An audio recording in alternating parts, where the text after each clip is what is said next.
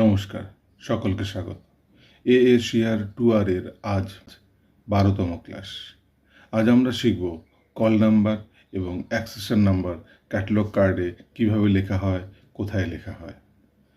তো আমরা জানি ক্যাটালগ কার্ডের 8টা এরিয়া জানি, আমরা অ্যাক্সেস পয়েন্ট জানি, আমরা ট্রেসিং জানি এবং কার্ডের মধ্যে দেখা যাচ্ছে কল নাম্বারটা দেখা যাচ্ছে আর অ্যাক্সেশন নাম্বার লেখাটা দেখা যাচ্ছে।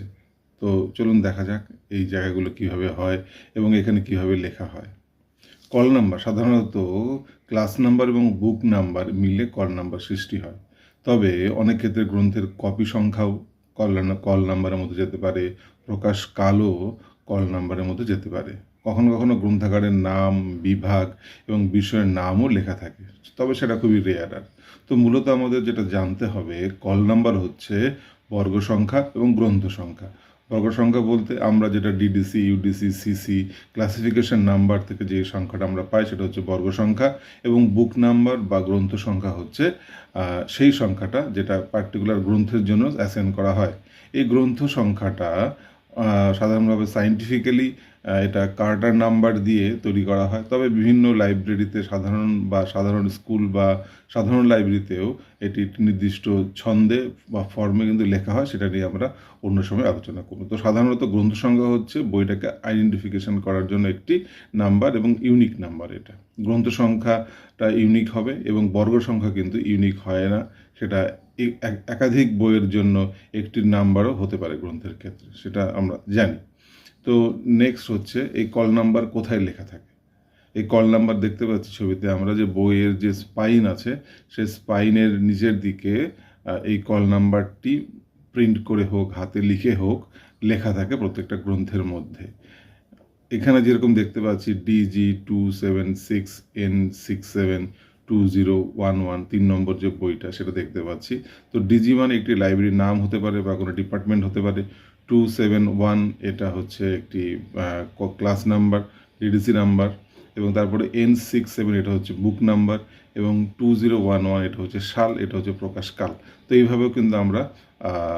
এইভাবে আমরা কিন্তু গ্রন্থের কল নাম্বার বা যেটাকে আমরা স্পাইন বলি, সেভাবে কিন্তু এটা আমরা তৈরি করতে পারি।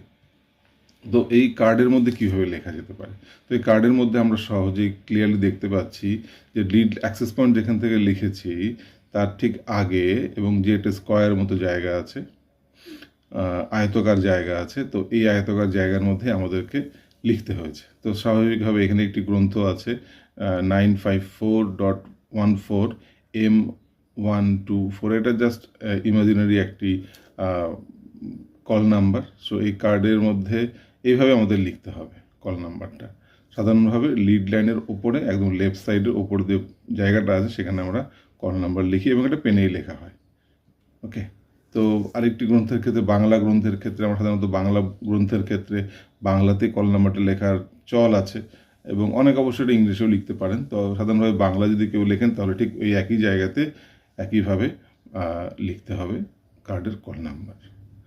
তো এরপরে আসি অ্যাক্সেশন নাম্বার। আমরা জানি প্রত্যেকটা গ্রন্থের জন্য একটি নির্দিষ্ট সংখ্যা প্রদান করা হয় এবং সেটা একটি রেজিস্টার থেকে লিপিবদ্ধ করা হয়। তো সেক্ষেত্রে সেই রেজিস্টার, এই যে সংখ্যাটা আমরা পেলাম সেটা হচ্ছে অ্যাক্সেশন নাম্বার সংখ্যা, এবং এই অ্যাক্সেশন নাম্বার সংখ্যাটা গ্রন্থাগারে যত গ্রন্থ বৃদ্ধি পাবে এই সংখ্যাটারও সমানভাবে এই সংখ্যাটাও বৃদ্ধি পেতে থাকবে। আমরা সেটা জানি অ্যাক্সেশন নাম্বার কীভাবে লেখা হয় বা কিভাবে এটা পাওয়া যায়। তবে অ্যাক্সেশন নাম্বার হচ্ছে রেজিস্টারে লেখা, লাইব্রেরিতে আনা একটি গ্রন্থ, তার নির্দিষ্ট সংখ্যা হচ্ছে অ্যাক্সেশন নাম্বার।